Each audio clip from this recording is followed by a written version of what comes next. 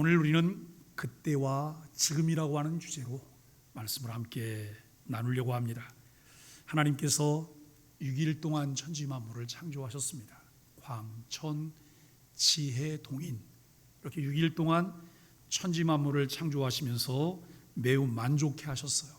보시기에 좋았더라, 보시기에 심히 좋았더라. 6일 되던 날 인간을 창조하시고 인간은 최고 걸작품으로 창조되었고, 창조의 절정은 6일째 되는 날 인간 창조였다고 말할 수 있을 것입니다. 이사야 선지자는 이사야 43장 21절에서 이 백성은 내가 나를 위하여 지었나니 나를 찬송하게 하려 함이니라 라고 말씀합니다. 하나님을 영화롭게 하는 것과 영원토록 그를 즐거워하는 것이 사람에게 주어진 제일된 목적입니다. 여러분, 하나님께서는 우리에게 그렇게 살면서 하나님의 대리자로 모든 것을 관리하도록 문화 명령을 우리에게 주셨습니다. 우리에게 특별한 지위를 하나님이 주신 것이죠. 그러나 불순종으로 범죄한 처음 사람 아담은 그 지위에서 박탈되고 하나님과 관계가 단절되는 큰 고통을 겪게 되었습니다. 에덴에서 쫓겨난 사람들에게 평화는 없었습니다. 불행과 고통의 연속입니다. 참 만족이 없는 갈증이 계속되는 삶입니다. 영혼에 대한 갈증이며 선한 일을 위해 지음받은 사람으로서의 갈증이라고 하는 것을 알게 됩니다. 허물과 죄로 죽었던 우리를 살리시려고 하나님의 긍휼과 은혜를 우리에게 베풀어 주셨습니다. 그 은혜로 우리를 재창조하시고 선한 일을 위하여 살게 하셨습니다. 우리가 에베소 2장 10절 말씀을 보면서 하나님께서 우리를 살리시고 우리를 지으신 것은, 우리를 재창조하신 목적은 선한 일을 하게 하기 위함이다 라고 말씀을 함께 나눴습니다. 여러분, 이것이 지난 주일까지 나누었던 말씀들의 요지죠. 하나님께서 인류를 창조하셨던 목적과 범죄 후 예수 그리스도를 통해 재창조하신 목적은 동일한 목적입니다. 선한 일을 통해 하나님의 영광을 반사하기 위함이라는 것이죠. 현대 사회에서 사용하는 단어 중 소외는 흔히 사용되는 단어입니다. 모든 사람들이 잘 어우러져 살아갈 수 있다면 참 좋을 텐데 현실은 그렇지 않습니다. 성경은 이념가들보다 오래전에 인간 소외에 대해서 말하고 있습니다. 그것은 경제적 소외나 정치적 소외와는 다르고 훨씬 더 철저한 소외인 것을 알게 됩니다. 하나는 우리 창조주 하나님으로부터 소외고, 다른 하나는 같은 피조물로부터의 소외입니다. 이같이 근본적인 인간관계를 붕괴시키는 것보다 사람을 더 비인간화하는 것은 없습니다. 그렇게 될 때 우리는 편안하게 느껴야 할 이 세상에서 이방인이 되고 시민이 되는 대신에 나그네가 됩니다. 에베소서에서는 이 두 형태의 소외를 모두 언급하고 있습니다. 이간하다, 배제하다, 소외시키다라고 하는 의미인데 4장 18절에서는 하나님의 생명에서 떠나 있도다라고 말을 해요. 하나님의 생명에서 떠나 있도다. 우리가 조금 전에 불렀던 찬송 중에도 보면 주 떠나가시면 내 생명이 헛되다라고 우리가 찬송을 통해 고백했습니다. 2장 12절에는 너희는 이스라엘 밖의 사람이라 라고 말씀합니다. 하나님에게서도 사람에게서도 소외된 모습을 볼 수 있습니다. 그런데 에베소서 2장이 다루는 주제는 소외나 반목에서 화목으로 바뀌는 것입니다. 하나님의 생명에서 떠나 있고 허물과 죄로 죽었고 본질상 진노의 자녀였습니다. 오늘 본문으로 시작되는 에베소 2장 후반부에서는 인간은 서로에게서도 소외된 것을 묘사하고 있습니다. 11절부터 22절에서 그리스도를 머리로 이루어질 최종적 연합을 위해 우리에게 그러므로 생각하라라고 이야기를 합니다. 우리는 교회를 생각하거나 교회 공동체를 생각하면 성경이 말하는 완성된 모습에 대한 것을 먼저 생각을 하게 됩니다. 그래서 사람들은 교회에 대한, 또 교인들에 대한, 목회자에 대한 바람이 있어요. 기대가 있어요. 그런데 그것 때문에 늘 실망하게 되고 마음의 상처를 받게 되고, 나 그것 때문에 교회 안 다닐 거야, 이러면서 교회 안 다니는 사람들이 굉장히 많아요. 과연 우리가 다니고 있는 교회가, 또 그리스도인이라고 말하는 우리들이, 또 여러분 앞에 서 있는 목회자가 완성된 교회의 모습일까요? 완성된 그리스도인의 모습일까요? 온전한 목회자일까요? 그렇지 않다고 하는 것을 먼저 생각을 해봅니다. 여러분, 교회 공동체가 처해 있는 상황을 볼 때 이상적인 모습과는 상당한 차이가 있다는 거예요. 어떤 사람들은 예수님은 좋은데 교회 사람들이 싫다고 말하기도 합니다. 이것은 당연한 이야기예요. 우리 모두가 거듭난 그리스도인으로서 예수 그리스도를 상당히 닮은 성화가 무르익은 사람들이라면 얼마나 좋겠어요. 제가 여러분 목회를 하면서 또 세상을 살다 보니 세상에 어려운 것들이 많은데 가장 어려운 것이 사람 관계예요. 가장 어려운 것이 사람 관계고요. 두 번째 어려운 것이 자녀를 양육하는 문제라고 생각을 해요. 그런데 목회를 하면서도 사람 관계는 정말 어려워요. 여러분, 어떤 사람을 만나느냐, 내가 어떤 사람과 함께 할 수 있느냐, 이것을 통해서 많은 부분 행복의 요소를 찾을 수도 있게 되기도 해요. 그러나 다 도끼인 객끼이죠.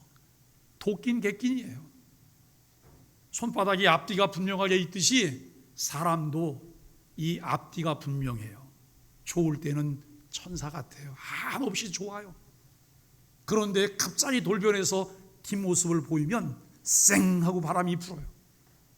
모든 것이 다 끝난 것 같아요. 여러분, 그런 이들을 통해서 우리가 소망을 얻을 수는 없잖아요. 늘 우리가 실망하게 돼요. 사람은 믿음의 대상이 아니에요. 사람은 사랑해야 될 대상이고 긍휼의 대상이고 함께 세워져 가고 자라가야 될 대상이라고 하는 것을 생각해요. 오늘 우리가 교회 공동체에 모였지만 여러분, 부족하기 때문에, 연약하기 때문에 우리가 교회 공동체 안에 아직 머물러 있다고 하는 것을 우리가 인정해야 될 것입니다. 그런데 여러분, 우리가 참 세상을 살면 그렇지 않은 것들이 너무나 많습니다. 교회는 그리스도 안에서 변화를 위해 달려가는 과정 중에 있기 때문에 별의별 사람들이 다 있다는 거예요. 여러분, 한번 옆을 쳐다보세요. 옆에 있는 분을 보세요. 그분이 별의별 사람은 아니신가요? 별의별 사람, 우리가 가까이 앉아있는 사람을 보면 그래도 내게 좀 친근감이 있고 내가 우호적인 사람이 내 옆에 앉아 있을 거예요. 조금 한 치 건너서 멀리 내다보면 꼴 보기 싫은 사람도 있을 거예요. 아니, 목사님하고 내가 생각이 똑같은지 아세요? 목사님은 꼴 보기 싫은 사람이 있지만 나는 꼴 보기 싫은 사람이 없거든요. 여러분, 그렇게 말하실 수 있으신가요? 다 얼굴에 웃음을 띠신 분들은 나도 그래 라고 하는 그런 표현일 수 있을 것입니다. 참 그게 쉽지 않아요. 그렇기 때문에 우리에게 이렇게 말합니다. 그러므로 생각하라 라고 말을 해요. 그때와 지금이 어떻게 다른지 생각하라고 말합니다. 그때와 지금이 아무런 차이가 없다면 심각한 문제를 안고 있는 것이죠. 어제 저는 우리 백사무엘 강도사님 두 자녀와 함께 편의점을 갔습니다. 가면서 이렇게 말했어요. 무엇이든지 원하는 대로 두 가지씩만 골라라. 각기 다른 것을 사고 조한이는 조은이에게 자신이 산 것을 조은이에게 나눠주겠다고 이야기합니다. 그래서 제가 조은이에게 물어봤어요. 너도 오빠에게 나눠줄 거니? 그랬더니 아주 맹랑한 대답이 돌아왔어요. 고민해 볼게요. 5살짜리가 고민해 볼게요 라고 말을 해요. 그래서 제가 다시 되물었어요. 고민이 무슨 말이야? 그랬더니 아이가 뭐 1초도 머뭇거리지 않고 생각이 오래요. 야, 5살짜리가 요즘 뭐 어휘력도 대단하고요. 그리고 어떤 것들을 표현하는 사고력도 대단하다는 생각을 해보게 돼요. 여러분, 어린 아이들도 생각할 줄 알고 무엇을 결정하기 전 고민도 합니다. 우리 그리스도인들이 상황을 결정하기 전에 고민도 하고 생각도 해야 합니다. 성경은 우리들에게 생각해 보라고 말합니다. 오늘 본문이 주는 요지는 세 가지입니다. 첫째는 그때 너희는 하나님으로부터 그리고 그의 백성으로부터 소외되어 있었다라고 하는 것입니다. 둘째는 그리스도 예수는 십자가에서 죽으심으로 유대인과 이방인을 둘 다 서로에게 그리고 하나님과 화목하게 하여 한 새 사람을 만드셨다라고 하는 것입니다. 셋째는 너희는 더 이상 소외되지 않고 하나님의 백성이자 가족인 이스라엘의 정식 일원이라고 말씀합니다. 이 세 단계는 11절에서 그때, 13절에서 이제는, 19절에서 그러므로 라는 표현으로 나타납니다. 여러분, 순서는 이렇게 됩니다. 생각하라, 너희는 그때 밖의 사람이라. 이제는 그리스도 예수 안에서 가까워졌느니라. 그는 우리의 화평이신지라. 그러므로 이제는 너희는 외인도 아니요 오직 성도들과 동일한 시민이요 라고 말을 해요. 그때와 이제 무엇이 다를까요? 이러한 공식을 잘 이해하고 나면 우리가 신앙생활할 때 우리의 초점을 어디에 맞추고 나가야 하는지를 알게 됩니다. 그런데 정말 중요한 것은 생각하라, 사고하라 라고 하는 것입니다. 요즘 우리는 소망의 아침을 통해서 사무엘상을 나누고 있어요. 창세기를 은혜롭게 마치고 그리고 사무엘상을 시작해서 1, 2, 3장이 끝나고 4장에 진입해요. 4장, 5장, 6장, 7장 전반부를 통해서 미신적 신앙에 대한 것을 깊이 살펴보게 됩니다. 살아계신 하나님을 믿는다고 하면서도 기복적인 신앙, 샤머니즘적인 혼합신앙을 가지고 있는 사람들을 보게 돼요. 실제로 우리에게서도 나타나요. 우리에게서도 내가 입으로는 믿는다고 말하고 하나님을 의지한다고 말하면서도 이 몸통은 철저하게 토속신앙에 기반하고 있는 모습들을 우리는 보게 돼요. 거침없이 내 입을 통해서 그저 여러분 세상의 관습적인 것들을 우리가 토해내는 이런 부분들을 보게 돼요. 왜 그럴까라고 하는 거예요. 왜 그런 신앙 형태를 취하며 살고 있을까? 생각이 없습니다. 텍스트가 없습니다. 성경을 매번 우리는 들고 다니기는 해요. 잘 가지고 다녀요. 집에 가면 잘 거의 모셔놓기도 해요. 그런데 성경에 무슨 내용이 들어있는지를 잘 보지 않아요. 성경은 교과서예요. 성경은 내비게이션이에요. 성경은 하나님을 알도록 우리에게 하나님의 말씀들을 제공해 주고 있어요. 그럼에도 불구하고 우리는 생각이 없어요. 텍스트가 없어요. 바른 신앙을, 하나님을 아는 지식을 가질 길이 없습니다. 바른 신앙과 하나님을 아는 지식에 대한 고민을 하지 않습니다. 그러다 보니 신앙생활이 너무 가볍습니다. 기독교 신앙은 계시의 종교이기 때문에 계시를 열어서 보여주신 하나님을 믿는 계시 의존적인 종교입니다. 왜 우리에게 신앙생활이 필요할까요? 왜 우리는 교회 다녀야 될까요? 저는 요즘 이런 고민들을 굉장히 많이 하고 있어요. 이미 서구 사회는 우리보다 훨씬 먼저 이 과정들을 다 거쳐갔어요. 우리 한국도 선교 150년 남짓된 이 상황 속에 세계가 주목할 만큼 교회가 성장을 했어요. 그런데 또 세계가 주목할 만큼 빠르게 교회 세태기에 접어들었어요. 그런데 여러분, 서구나 우리나라나 한결같이 진단할 때 하는 말이 있어요. 삶이 넉넉해져서 하나님이 필요 없게 됐어요. 그렇다면 그게 우리가 신앙생활을 제대로 바르게 했던 것일까요? 하나님께서 우리를 자녀로 부르시고 신앙을 갖게 하고 교회 공동체를 통해 하나님의 나라를 누리게 하셨던 것이 그것과 연관이 있을까요? 우리 한번 생각해 보세요. 만일에 내가 몸이 아파서 몸이 낫는 것을 위하여 교회를 나왔는데 어느 날 몸이 나았어요. 그러면 이제 교회 그만 다니셔도 되잖아요.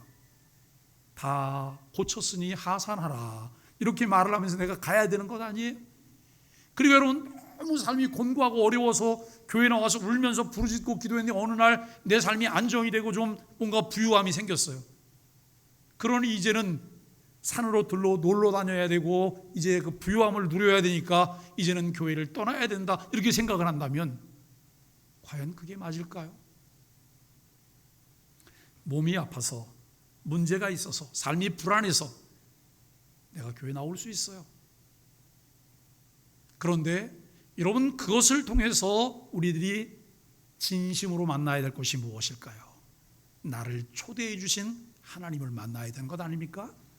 그 하나님과의 관계 속에서 신앙생활의 이유를 찾아야 되는 거예요.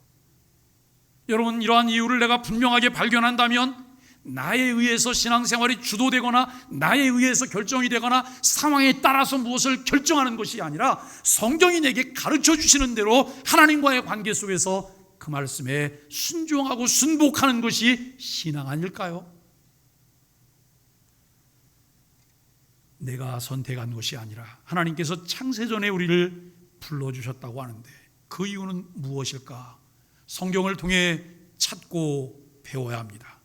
오늘 본문도 우리에게 생각하라고 합니다. 그때와 지금은 어떤 차이가 있는지, 무엇이 변했는지, 왜 변했는지를 생각하라고 말씀하고 있습니다. 성경은 그때 첫째로 너희는 그리스도 밖에 있었다라고 말을 해요. 그때는 내가 그리스도의 밖에 있었다. 이방인은 유대인에게 약속된 그리스도를 알지도 못하고 그분으로 인한 혜택도 누릴 수 없는 자리에 있었습니다. 여기서 그리스도 또는 메시아란 하나님이 선택하신 자 곧 기름 부음 받은 자를 가리킵니다. 이는 하나님의 평강을 실현할 왕을 상징하는 칭호였습니다. 이스라엘 민족은 수세기 동안 그분을 기다렸습니다. 바울은 그분이 다름 아닌 예수 그리스도라는 사실을 밝히고 있습니다. 하나님은 그리스도가 모든 민족을 다스리게 된다고 하는 복을 약속하셨습니다.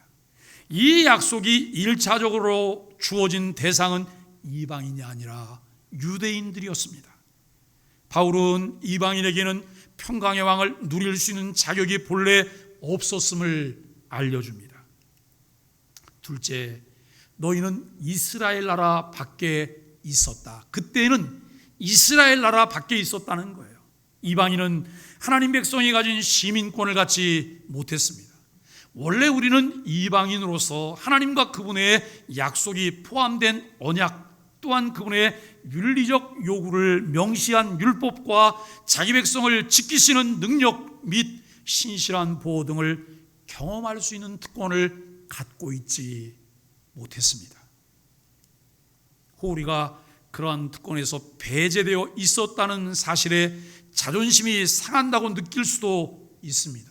그러나 하나님의 역사를 거스를 수는 없습니다. 하나님 백성에게 주어지는 시민권은 다른 조건으로는 얻을 수 없기 때문입니다. 셋째는 너희는 약속의 언약들에 대해 외인이었다라고 하는 거예요. 하나님은 놀라운 복음을 아브라함에게 약속하셨습니다. 창세기 12장 1절로 3절을 보면 그의 자손이 하나님 나라의 복을 누리게 되리라고 하는 약속이었습니다. 이러한 약속은 하나님이 그 백성과 역사적으로 맺어온 언약을 통해 점진적으로 나타나기 시작했습니다. 예를 들어 홍수 심판 후 하나님은 당대에 의인이나 여겨진 노아와 언약을 맺으시며 다시는 물로 세상을 심판하지 않겠다고 약속하셨습니다.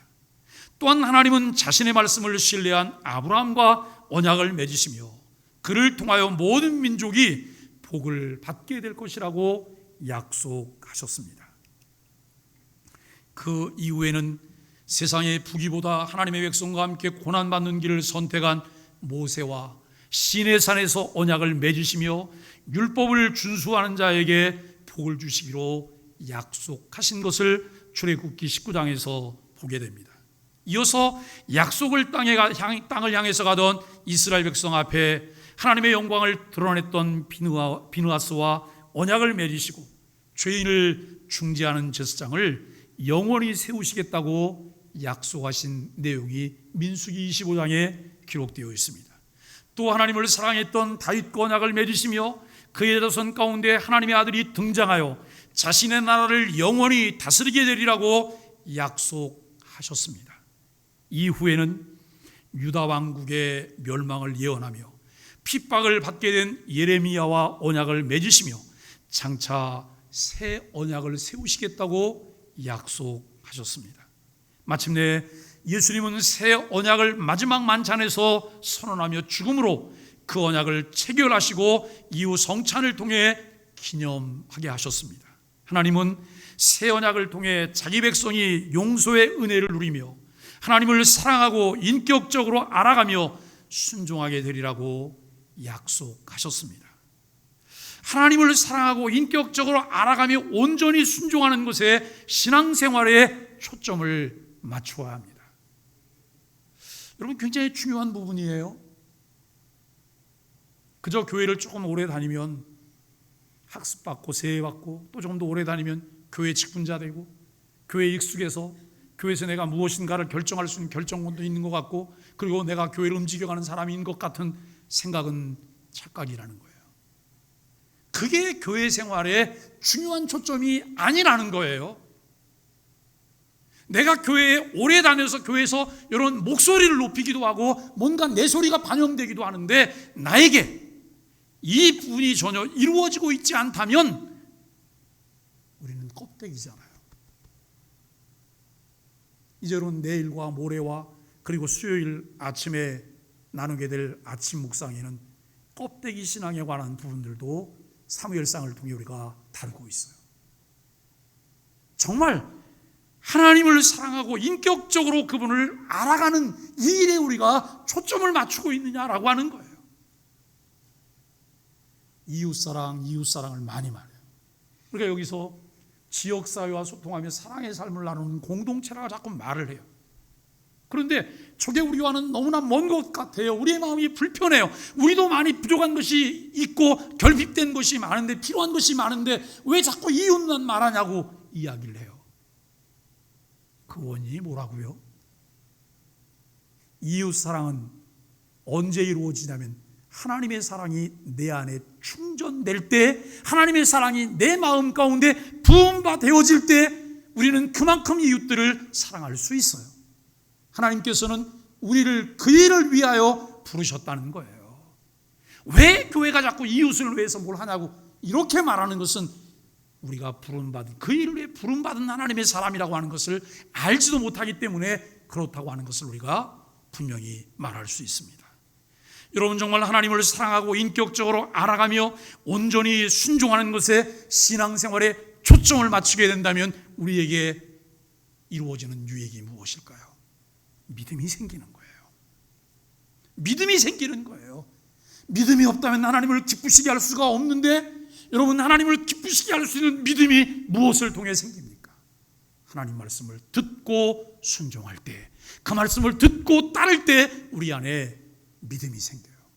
믿음 안에서 우리가 무엇을 할 수 있음을 알게 됩니다. 앞선 구약의 인물들을 모두 한 분을 가리키고 있습니다.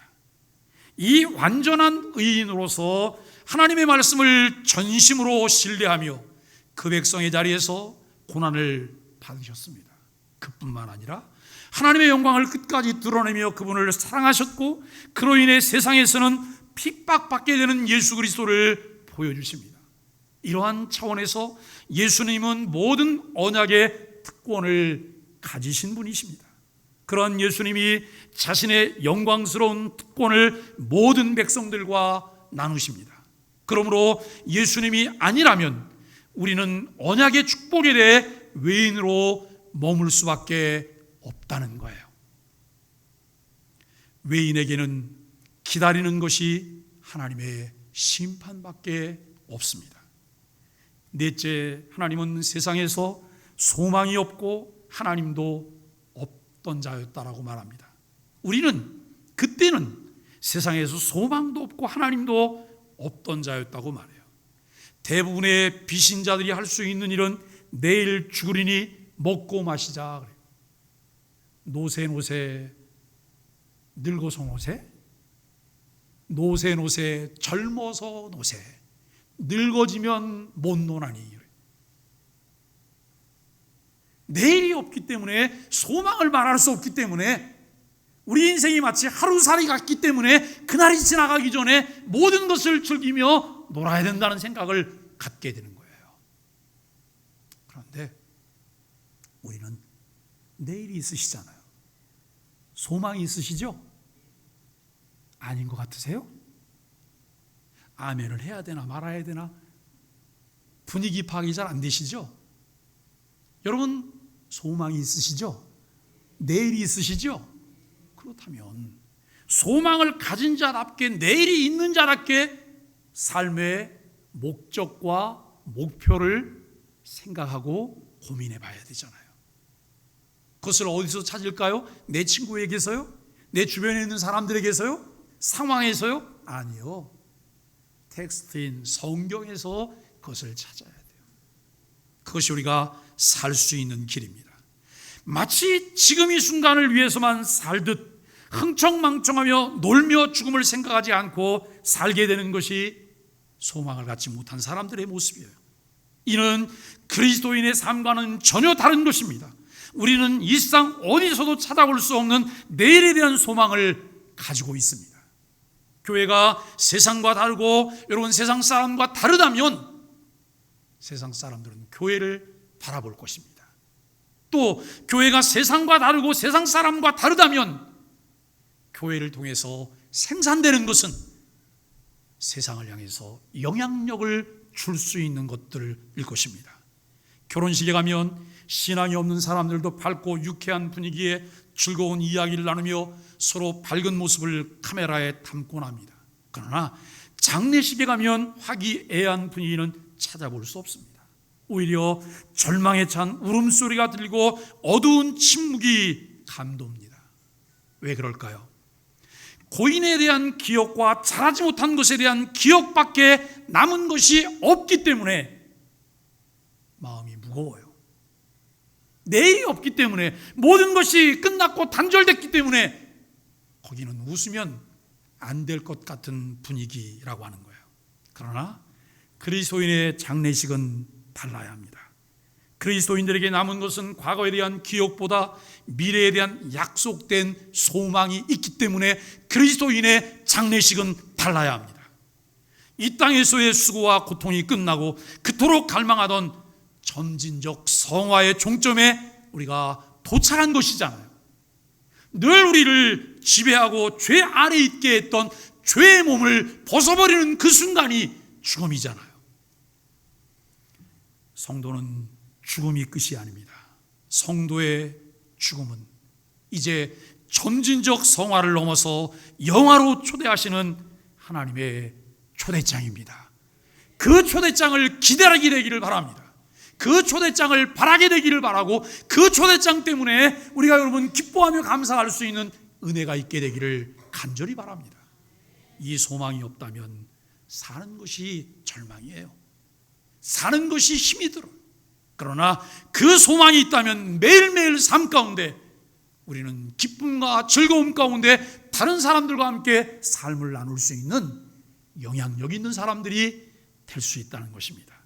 그리스도를 신뢰하는 믿음 가운데 죽는다면 하나님과 함께 행복한 상태에 거하게 됨을 알고 믿고 있습니다.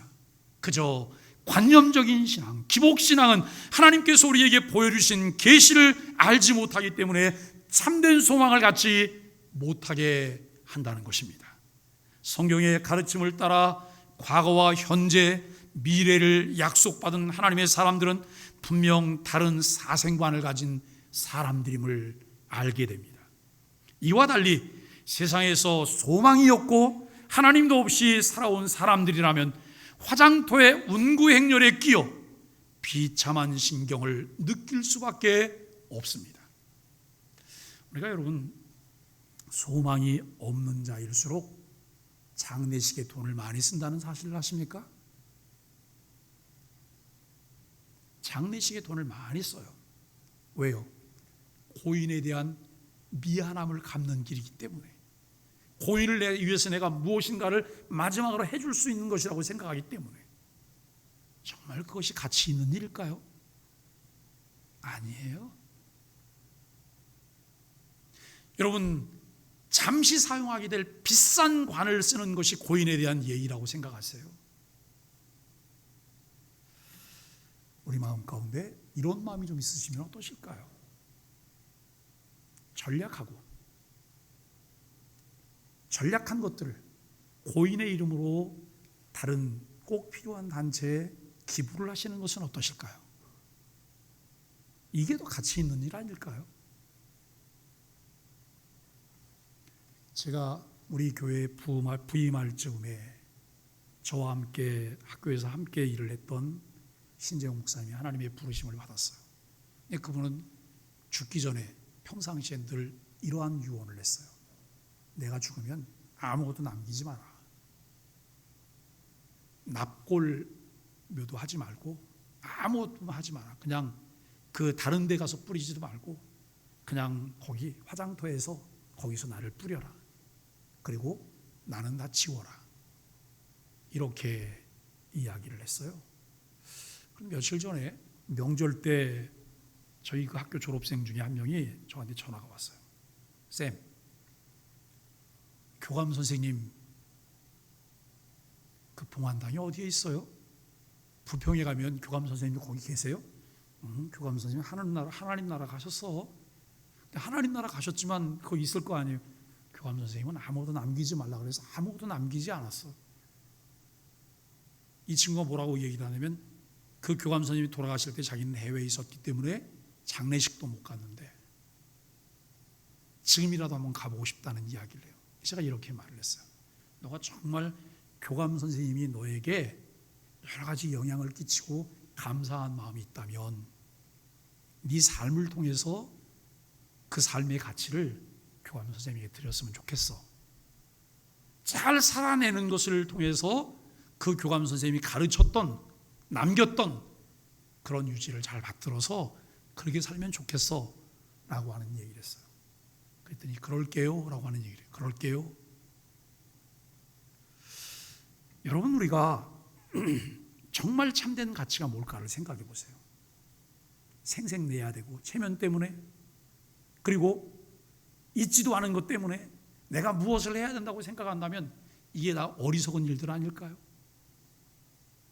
여러분, 그때와 지금의 차이가 무엇일까를 생각하면서 이처럼 그리스도 밖에 있을 때 우리는 이방인으로서 영생에 대한 소망도 없고 하나님을 알지도 못한 채 살았습니다.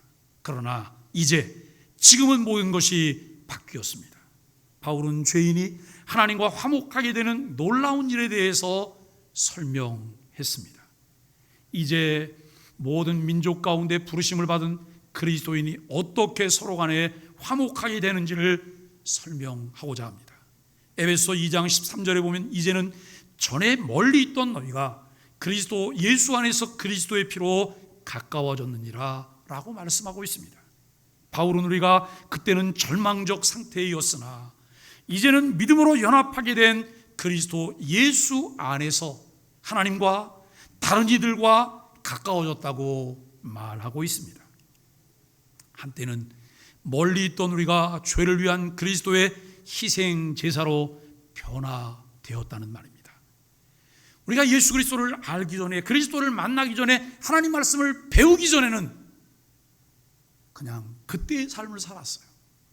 그때의 삶을 내 눈에 보이는 대로 사람을 미워하고 내 입에서 튀어나오는 대로 사람들에 대해서 험한 말하고 저주하고 그리고 남의 말하고, 여러분 그렇게 살았어요. 그런데 예수 그리스도를 만나고 나서 이제 내 삶의 변화가 온 거예요. 왜요? 예수님께서 그 일을 위해 나를 위해 십자가의 대속물이 되셨기 때문에. 이 사실들을 성경을 통해 우리가 알게 된 거예요. 성경을 통해 하나님의 은혜로 이러한 사실들을 믿게 된 거예요. 로마서에서는 복음을 설명할 때 전에는 우리가 의롭지 않았는데 이제는 그리스도 안에서 하나님의 의가 주어졌다는 사실을 강조합니다. 그런데 에베소서에서는 똑같은 복음을 설명하며 전에는 멀리 있던 우리가 이제는 그리스도 안에서 하나님과 다른 이들과 더불어 가까워지게 되었다는 사실을 강조하고 있습니다. 여기서 바울은 누가 우리를 그처럼 가까워지게 하셨는지, 어떻게 그런 일을 하셨는지, 그리고 왜 그런 일을 하셨는지를 밝힙니다. 사랑하는 소망의 가족 여러분, 에베소서 2장 14절은 그는 우리의 화평이신지라 라고 하는 예수님에 대한 고백을 우리가 보게 됩니다. 현재 이 문맥에서 바울은 그리스도가 어떤 분인지를 강조하고 있습니다. 그리스도는 화평을 주실 뿐만 아니라 그분 자신이 화평이십니다. 그렇다면 내 안에 누가 계세요? 내 안에 예수님이 계세요? 내 안에 예수님이 계시면 나를 통해서 나오는 것은 뭐가 나와야 되는 거예요? 화평이 나와야 되는 거잖아요. 그죠? 화평이신 예수님이 내 안에 계세요. 화평이신 예수 그리스도를 나는 주로 믿고 있어요. 그분에게 내 삶을 양도했어요. 그렇다면 나를 통해 나오는 것은 화평이어야 돼요. 이것이 그리스도인의 삶이어야 되잖아요. 세상은 교회를 통해, 그리스도인을 통해 이것을 보기를 원하는 거예요. 그런데 우리는 세상에게 이것을 내놓고 있지 못해요. 세상과 별반 다르지 않은 것을 내놓고 있어요.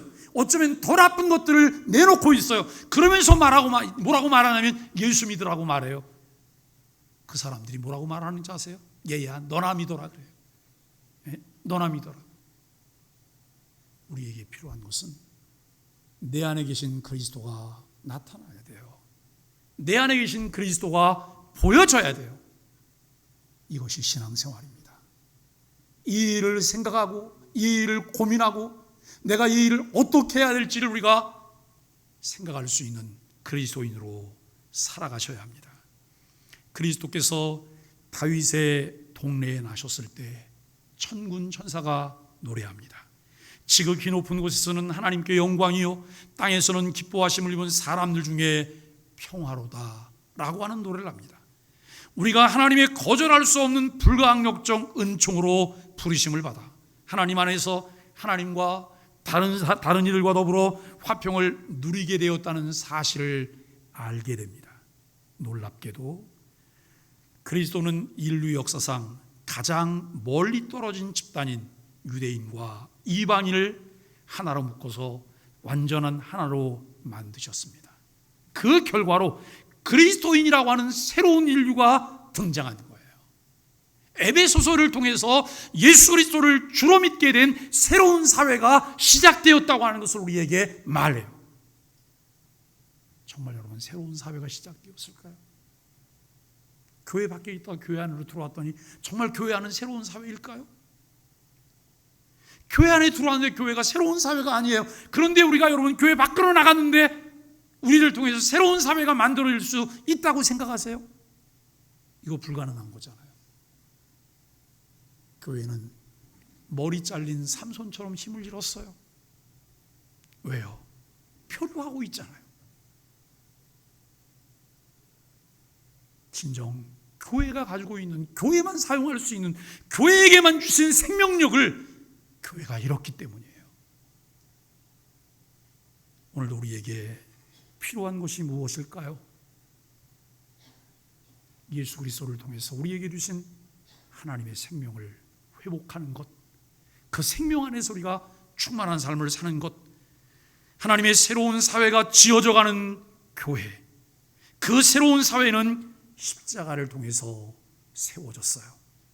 하나님과의 소외를 해결하는 막힌 담을 예수 그리스도께서 헐어내셨어요. 예수님이 십자가에 못 박히실 때 예루살렘 성전에서 일어났던 가시적인 일들이 있었습니다. 그것이 무엇일까요? 성전 안에는 지성소와 성소로 나누어져 있고, 지성소와 성소를 이제 이 나누는 거기에 휘장이 쳐져 있습니다. 그런데 예수님이 엘리 엘리 라마 사박다니라고 하는 말씀을 외치시며 세상을 떠나실 때, 죽음을 맞게 될 때 성전 안에서 이 휘장이 찢어졌습니다. 아래에서 위로 찢어진 것이 아니라 위에서 아래로 찢어집니다. 예수님은 히브리서를 통해 이 부분을 재해석해서 우리에게 이렇게 말을 해요. 성전 휘장은 예수 그리스도의 육체이니라 라고 말을 해요. 예수님이 십자가에 죽으신 것을 통해서 성소와 지성소 사이에, 하나님과 인간 사이에 막혔던 담이 허물어졌다고 하는 상징적인 것을 우리에게 보여주셨다는 거예요.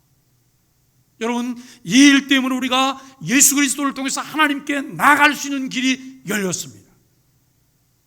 이러한 사실을 알지 못한 채, 이러한 사실을 깨닫지 못한 채 교회를 다니면서 별것 없다고 생각하고 교회 안에 사람들과 울퉁불퉁하다가 교회를 떠난다면 수박 껍데기도 제대로 핥아보지 못하고 수박 얘기하는 꼴이 되는 거잖아요. 오늘 우리들에게 인간과 인간 사이에 반목하는 담을 하셔서 하나가 되게 하셨어요. 우리는 예수 그리스도를 주로 믿는 사람들이잖아요. 주로 분명히 믿으세요? 안 믿으세요? 다 믿으시죠? 네, 안 믿으시는 것 같잖아요. 자신이 없는, 왜 그 다음 이야기가 좀 두려워서 그러세요? 우리가 예수 그리스도를 주로 믿고 하나님과 우리 사이에 막힌 담을 허물고 이웃과 우리 사이에 막힌 담을 허무셨다고 하는 사실을 믿는다면 우리 안에 이루어지는 것이 무엇일까요? 손을 잡으셔야 돼요. 누구와도 손을 잡으셔야 돼요. 왜요? 이것이 하나님께서 우리들에게 자연스럽게 나타내시는 하나님의 은혜이기 때문이에요. 자, 한번 생각해 보세요. 예수 그리스도가 머리예요. 우리가 그의 몸의 지체들이에요. 그런데 내가 여기가 난데 이 옆에 여기 팔을 잇는 이 부분을 보니까 아주 꼴도 보기 싫은 사람이 여기 딱 있는 거예요. 그리고 뭐라고 말하냐면 나는 너하고 안 붙을 거야. 나는 너하고 안 붙을 거야. 이렇게 말한다면 그게 왜 성립이 되겠어요? 그리스도와의 연합은 내 의지와 내 어떤 의견과 상관없이 그리스도를 통한 하나님의 은혜로 연합이 이루어진 거예요. 그런데 자꾸 교회 안에 반목하는 사람이 있어요. 싫어하는 사람이 있고 편을 만들어요. 왜 그래요? 왜 그럴까요? 다 같이 한번 따라해 주세요. 예수님이 안 계신 거야. 예수님이 안 계신 거잖아요. 나를 위해 십자가에서 피 흘려 죽으신 예수님이 내 마음에 계시다면 그분을 통해 마음을 열어야 되는 거예요. 내 마음이 굳건하게 닫혀있고 너무 상처가 많아 저 사람을 향해서는 내가 죽어도 마음을 열 수가 없어. 실제로 어느 목사님이 자기 동기 목사님이 너무 꼴 보기 싫더래요. 너무 상처를 줘서. 그래서 그냥 소 닭 보듯이 맨날 그냥 이렇게 지나다니고 저기서 이렇게 나타나면 고개 이렇게 돌리고 하고 그랬었대요. 그런데 어느 한때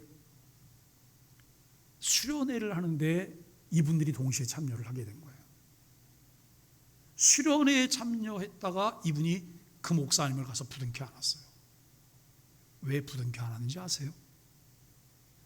매 집회 시간이면 그 꼴도 보기 싫은 목사님이 제일 먼저 맨 앞자리에 앉아서 정말 간절히 기도하더래요. 처음에는 쇼하고 있네 그랬대요. 쇼하고 있네. 누구한테 뭐 보여줄 게 있나? 그런데 첫날부터 마지막 날까지 한결같이 그렇게 일찍 그 자리에 앉아서 간절한 마음으로 기도하는 모습을 보고 마지막 날, 마지막 시간에 가서 그 목사님을 꼭 껴안았대요. 그럼 이렇게 말했대요. 목사님, 내가 미안해. 내가 미안해. 내가 너무 옹졸했잖아. 내가 미안해. 그 뒤로부터 지금까지 잘 지내고 있답니다.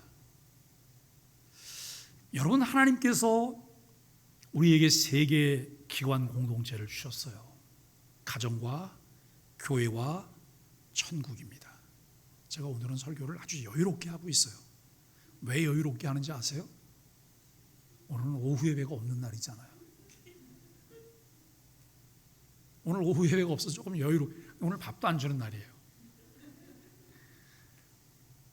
세 개의 이 기관과 공동체를 주셨는데 가정과 교회와 천국이에요. 하나님의 은혜를 깨닫고 발견한 사람들이 하나님의 통치에 순복하여 세워가는 하나님의 나라가 가정이며 교회며 천국이에요. 내가 예수 믿은 것 때문에, 예수를 믿게 된 것 때문에 내 가정에도 교회에도 영향을 끼치고 있을까요? 내가 예수 믿은 것 때문에 내 가정이 천국으로 변하고 있을까요? 내가 예수 그리스도를 믿게 된 것 때문에 여러분 교회가 천국으로 변하고 있을까요? 어떤 사람이 매일 다니던 교회를 떠나서 매주마다 교회를 순회하면서 다녀요. 열심히 찾고 있어요. 뭘 찾고 있는지 아세요? 좋은 교회, 괜찮은 교회를 찾아요. 그래서 어느 날 교회에서 어떻게 오셨냐고 묻더래요. 그래서 나는 지금 좋은 교회를 찾고 있다고 여차저차 얘기를 했어요. 그랬더니 그 교회에서 뭐라고 말하냐면, 당신만 좋은 사람이 되면 다 좋은 교회가 될 것 같습니다. 여러분, 이 말 오답 아니에요. 정답이에요. 오늘 내가 정말 하나님과 나 사이에 막힌 담을 헐어내는 사람이 돼야 돼요. 교회는 세상과 무엇이 다른가요? 그리스도인들은 세상의 일반 사람들과 무엇이 다른가요? 우리 교회가 1년에 4번 콘서트를 하잖아요. 어떤 분들은 이렇게 말해요. 목사님, 콘서트에서 사람 오면 뭐예요? 교회 등록도 안 하는데. 저는 콘서트 왔다가 바로 등록하는 사람이 무서워요. 두려워요. 오랜 친구가 되고 싶어요. 그냥 세상 사람들에게 그냥 친구가 되고 싶어요. 저 사람에게 뭘 가져올 것이 있고 뭐 어떤 목적이 있고 여러분 어떤 의도를 가지고 친구가 되는 것이 아니라 그냥 그 사람의 좋은 친구가 되고 싶어요. 왜요? 저 사람이 갖지 못한 걸 내가 가지고 있거든요. 이것을 가치 있게 전달해 주기 위해서 나는 저 사람의 친구가 되고 싶어 해요. 이번 콘서트 때는 아마 지난번보다 훨씬 많은 분들이 오실 것 같아요. 우리 교회는 별로 홍보를 잘 안 하고 있는데 교회 밖에서 이런 열심히 홍보들을 하고 있어요. 그냥 홍보만 하는 게 아니라 구체적으로 사람들이 오도록 하는 일을 교회 밖에서 지금 다 하고 있어요. 근데 여러분, 저는 이번에 11월 세 번째 주일 추수감사주일을 이웃 초대 주일로 지키려고 해요. 이웃과 함께 사랑을 나누는 주일이에요. 지금까지 내가 살면서 내 집 옆에 내 말을 한번 들어줄 만한, 내가 초대하면 초대에 응할 만한 사람들을 다 불러드리는 거예요. 그 다음 주 그날 와서 등록하게 하기 위해서 불러드리는 것 아니에요? 함께 밥 먹자고. 그래서 교회가 그날은 점심 식사를 정말 잘 준비할 거예요. 잔치처럼 잘 준비해서 그들과 함께 나눌 거예요. 그리고 그날 왔다가 또 교회 안 오셔도 상관없어요. 그러다가 내년 부활주일 때쯤 돼가고 또 한번 초대해야 되잖아요. 그냥 친구가 되는, 그냥 친구가 되는 거예요. 왜요? 내가 가지고 있는 좋은 것들을, 내가 가지고 있는 생명을 가치 있게 그에게 전달하기 위해서요. 그리스도인들은 다른 사람들이어야 되잖아요. 삶의 가치관이 다르고 세계를 바라보고 아우르는 세계관이 달라야 돼요. 구원받은 목적이 선한 일을 위한 것이라는 에베소의 말씀을 분명하게 기억하고 실천해야 합니다. 개인 이기주의, 편의주의를 따라 살아가는 사람이 아니라 예수 그리스도의 복음의 가치를 따라 살아가는 우리 소망의 가족들이 되시기를 예수 그리스도 이름으로 간절히 축복합니다. 함께 인사하겠습니다. 아시레 아시레, 예수님 때문에 당신이 최고십니다. 우리 소망의 교회에서 함께 예배할 수 있어 기쁩니다. 사랑하고 축복합니다. 447장 찬송하겠습니다.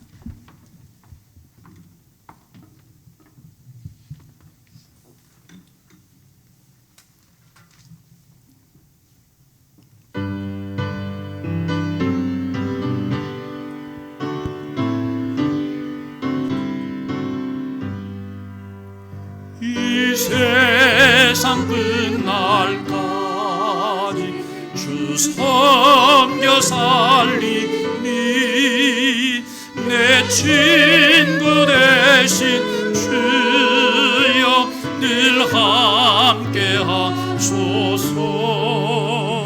주 나와 함께 하면 전쟁도 넘어고 주 나를 인도하면 늘 안심하리라. 나 주를 따를 때에 주 약속하신 것 그 영광 중에 모두 이루어 주소서. 나 주의 뒤를 따라 섬기며 살리니 그 크신 은혜 속에 날 인도하소서.